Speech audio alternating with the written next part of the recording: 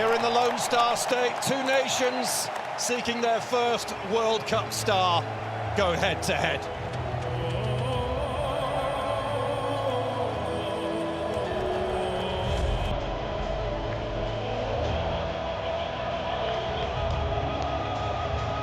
Well, some familiar figures shaking hands. A lot of these players often facing off against each other in their domestic leagues, none more so than the English Premier League. 13 of them who start today all play in the English top flight.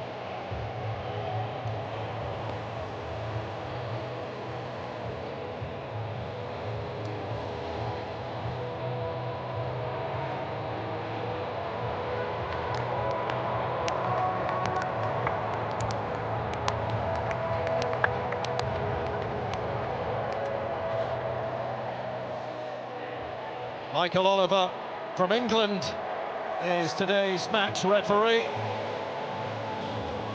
Actually on duty for the first time. He had to pull out of his first appointment due to injury.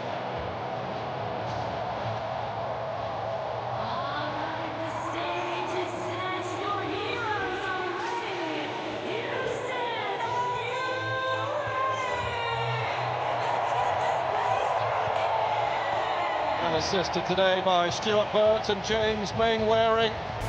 Tom Abongile of South Africa will be the fourth official.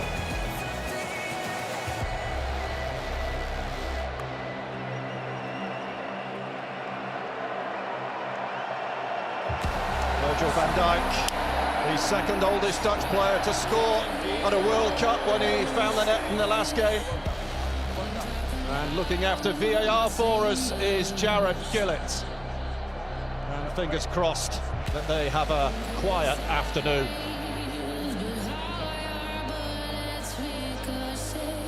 So what of the teams? Let's take a look first at the Netherlands.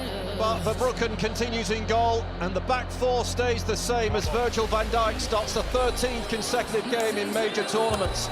Frenkie de Jong is fit despite a training ground collision with Quinten Timber, which left him concussed, so he hasn't travelled. The only change is up front, as Sunderland's Brian Bobby even comes in for Crescencio Somerville, who we believe is carrying a slight calf issue. 4-3-3 for the Dutch. For the first time since taking over, Graham Potter named an unchanged side. Captain Victor Lindelof is the most capped in the squad. Today he earns his 78th cap.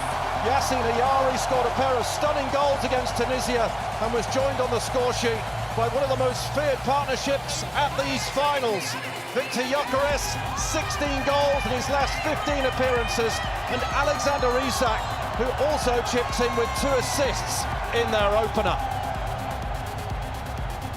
It is deafening inside this stadium. I think this is the loudest it's been so far.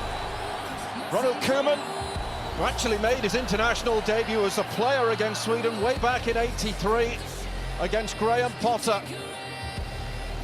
who replaced Jon Dahl Tomasson back in October. Disastrous World Cup qualifying campaign, but he managed to steer Sweden through the playoffs, which brings them to this juncture, knowing a win will take them through to the round of 32.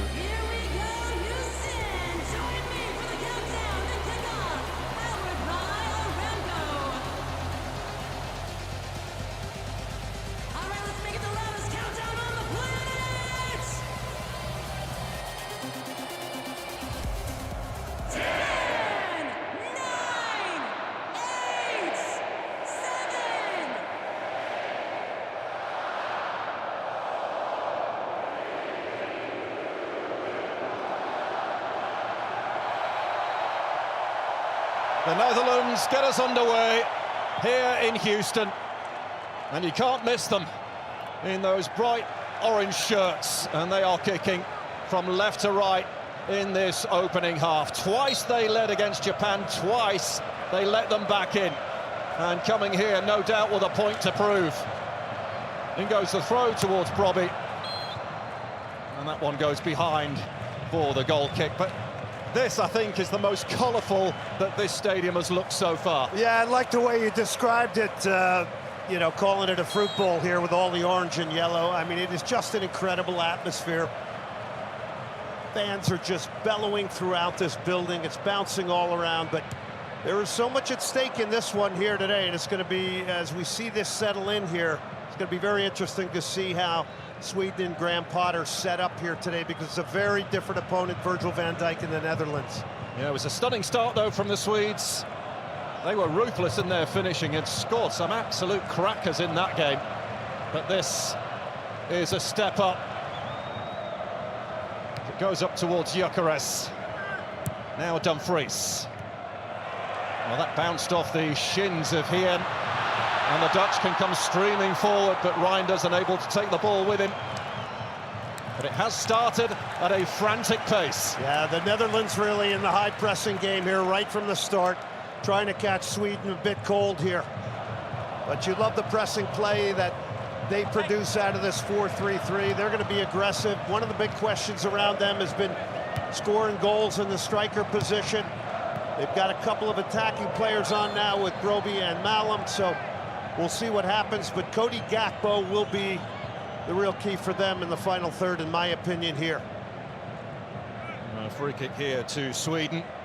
Isak bundled over by Van Hecke, who is now a Tottenham player, and joined in that back line by his new club teammate, Mickey van der Ven.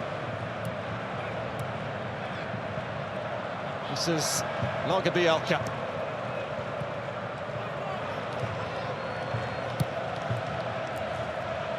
Christopher Nordfeldt, who did once have a spell in the Netherlands with Heerenveen. Van Dijk looking for an offside flag that was a little late in coming, and he's letting the assistant know on that side that he needed to be sharper. Yeah, he's looking up going, hey, where's the flag here?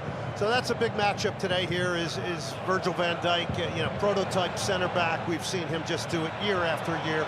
Tremendous leader, but him up against this attacking talent of Isak and Gyökeres is going to be one for the ages here today, I believe. Well, the Dutch haven't lost in regular time at the FIFA World Cup since Spain beat them 1-0 in the final back in 2010. Since then, their only exits have come via shootouts. Argentina in the semi-finals in 2014, and in the quarter-finals 4 years ago, as it's lofted over the top towards Gravenberch. He's well marshalled, though, by Hien. Well defended, but some good battles developing already. Now, and this is a great vertical run. He just bent it in behind there to test Sweden. Then Gravenberch was muscled off it, as you mentioned, but that was a nice little timely run to try and turn a defense. He did say yesterday, Ronald Koeman, that he wants his team to press more, to press better. Just didn't do it well enough. And he was heavily criticised as well for his substitutions at 2-1 when they were in front against Japan, but he said yesterday, look, I take the criticism. I'm accountable, but we will get it right and we will get better. And it wasn't all bad. There were some really good elements to the Dutch play, but certainly by the end, it felt like a game that had got away, an opportunity missed. And here looking to correct it. Yeah, when they were interviewing Virgil van Dijk after the game, I mean, the sense of disappointment on his face was just incredible. I mean, they concede late against Japan, very, very good team. But, yeah, this is a game they need to win to kind of turn the momentum in their favor here in this tournament. Yes, it's game by game, but it's a very demanding and challenging opponent here who comes in here riding very, very high and have created a lot of goal chances through Isak and Gyökeres. Gathered by Brobbey, good play, bringing Reinders into it. Possibilities here for the Dutch. Look at the orange, flooding the box, and Brobbey is there!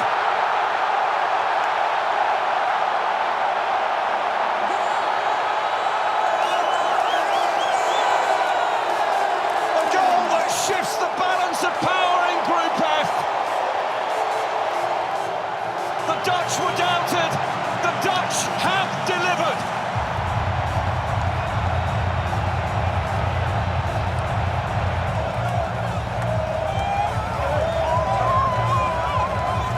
you had mentioned getting your substitutions right. Well, I guess putting Broby in the starting lineup was.